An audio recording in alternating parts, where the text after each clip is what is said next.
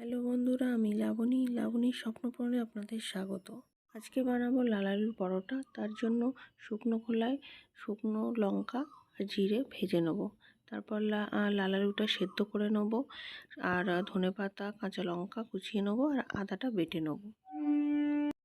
তারপর কড়াতে সর্ষের তেল দেবো, দিয়ে তার মধ্যে একটু নুন দিয়ে দেবো। তারপর দেবো হিং, অল্প একটুখানি হিং দেবো।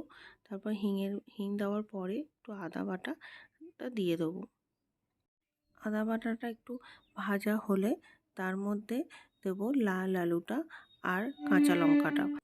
একটু ভাজার পরে তার মধ্যে দিয়ে দেবো জিরে গুঁড়ো আর ধনে গুঁড়ো আর অল্প লবণ। তারপর হাতার পিছন দিয়ে এরকম স্ম্যাশ করে ওটাকে ভালো করে নেব, আর ওটা ভাজতে থাকবো। তারপর ভাজা মশলাটা যেটা করেছিলাম সেটা গুঁড়ো করে দেবো, আর দেবো ধনেপাতা দিয়ে ওটাকে ভালো করে আবার মিক্সড করে নেব। মিক্সড করে ওটাকে ঠান্ডা করতে দেবো। ময়দার ডোটা বানিয়ে নেব। ময়দার ডো বানাতে ময়দার মধ্যে সাদা তেল, কালো জিরে, চিনি আর নুন দিয়ে মেখে নেব। তারপর এরকম রুটির বেলার মতো রুটিগুলো বেলে নেব, আর যে লাল আলুর যে মিশ্রণটি বানিয়েছিলাম সেটা এরকম ভাগ ভাগ করে নেবো। যে কটা করবো সেরকম ভাগ ভাগ করে নেব। তারপর একটা রুটি যেটা বেলেছিলাম সেটা নেব, নিয়ে তার মধ্যে একটা মিশ্রণ দিয়ে এইভাবে পুরো রুটির মধ্যে মাখিয়ে নেব, যাতে চারিদিকে ভালোভাবে কভার করতে পারি। করার পরে তারপরে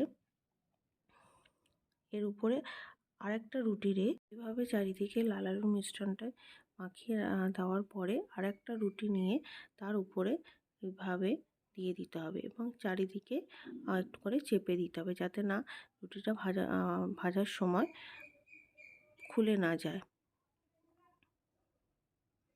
ভালো করে চারিদিকটা চেপে দিতে হবে। তারপর কড়াই গরম করতে দিয়ে এবার পাটে পাটে ভাজতে হবে। একদিকে ভাজা হলে সাদা তেল দিয়ে আর একটা দিকে ভেজে নিতে হবে। ভালো করে একটু চেপে চেপেই ভাজতে হবে, যাতে কাঁচা না থেকে যায়। নিরামিষ দিনে এই খাবারটি আপনি অনায়াসেই করে খেতে পারেন। আর যদি আপনি অন্য দিন নিরামিষ দিন ছাড়া অন্য দিন করতে চান, তাহলে এর মধ্যে পেঁয়াজ দিয়েও আপনি করতে পারেন। এইভাবে প্রত্যেকটা পরোটা ভেজে নেব। পরোটাটা ভাজার পরে সস দিয়ে পরিবেশন করে দিন। ভিডিওটা কেমন লাগলো জানাবেন। ভালো লাগলে লাইক এবং সাবস্ক্রাইব করে দেবেন। আজকের মতো টাটা, দেখা হবে নেক্সট ব্লগে।